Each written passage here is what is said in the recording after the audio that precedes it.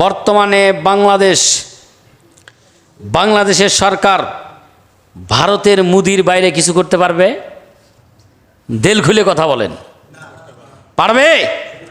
সম্ভব না, কিছুতেই পারবেন না আপনি। কারণ আপনার পরিবেশ বলেন, সাইজ বলেন, মানে এই ভূখণ্ডের কথা বলেন, ভৌগোলিক অবস্থান বলেন, যে দিক দিয়েই তাকান আপনি এখন এটা পারবেন না। ভারত যা বলবে তাই শুনতে হবে আপনাকে।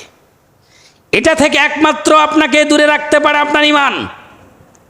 যদি আপনার ঈমান পাকাপোক্ত হয়, আল্লাহর প্রতি অটল বিশ্বাস আপনার হৃদয়ে থাকে, আর আপনি যদি একজন ইসলামী রাষ্ট্রের সরকার হন, তবেই আপনি মোদি কেন, গোটা পৃথিবীর সমস্ত মানুষ যদি আপনার উপর চাপ প্রয়োগ করে, তারপর আপনি পরোয়াই করবেন না, কেয়ারই করবেন না। কথা বলেন ঠিক কিনা? তাহলে আমাদের উপর কারা বসে আছে? বিজাতি। কারা বসে আছে? বিধর্মী জাতি বসে আছে আমাদের উপরে। কেন বসে আছে? আল্লাহ রব্বুল আলামিন 1500 বছর আগে এই কোরআনে সূরাতুত তওবার 39 নম্বর আয়াতে এই কথাই বলেছেন, ওয়াস্তাবদিল কওমান গায়রাকুম, যদি তোমরা জিহাদে না বের হও, দিনের কাজে যদি তোমরা বের না হও, তাহলে ওয়াস্তাবদিল বাদালা ইয়াবদিলু, আমি তোমাদের জায়গায় গায়রাকুম, আমি তোমাদের জায়গায় অন্য একটা জাতিকে বসায়া দেব।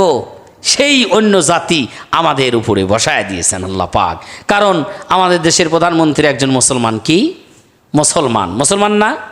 একজন মুসলমান। এখন মুসলমান হয়ে সে আল্লাহর দিনের কাজে বের হচ্ছে না, দিনের কাজও করতেছে না, আল্লাহ পাক যা করতে বলেছেন তা করতেছে না। যার কারণে বিশ্বের পরাশক্তি, প্রাচ্যের শক্তি এরা এবং আশেপাশে যারা আছে বিজাতি, এরা আমাদের উপর চেপে বসেছে। এটা আমরা মানে নিজের কামাই করা, অর্জন করা সম্পদ।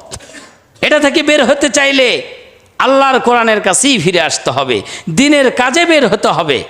এটা থেকে আপনি বাঁচতে চাইলে প্রয়োজনে জীবনটুকু আল্লাহর পথে উৎসর্গ করে দিতে হবে। কথা বলেন ঠিক কিনা? উহুদের ময়দানে মুসলমানদের 70 জন শাহাদাত বরণ করলেন। কয়জন? একটু চিন্তা করে দেখেন, 7 থেকে 800 মানুষ মদিনা মুনাওয়ারায়। কয়শো মানুষ মদিনা মুনাওয়ারায় বসবাস করতেছেন মুসলমানরা? 7 থেকে 800 মানুষ। তাহলে শতকে কয়জন হলো? 10 জন। শতকে কয়জন? 10 জন। শতকে 10 জন মারা গেছে একটা যুদ্ধের ময়দানে। তাহলে ওই এলাকার অবস্থাটা কি হতে পারে? এই যে কয় লক্ষ মানুষ আমাদের পৌরসভায়, এই সিরাজগঞ্জে পৌরসভায় কয় লক্ষ মানুষ?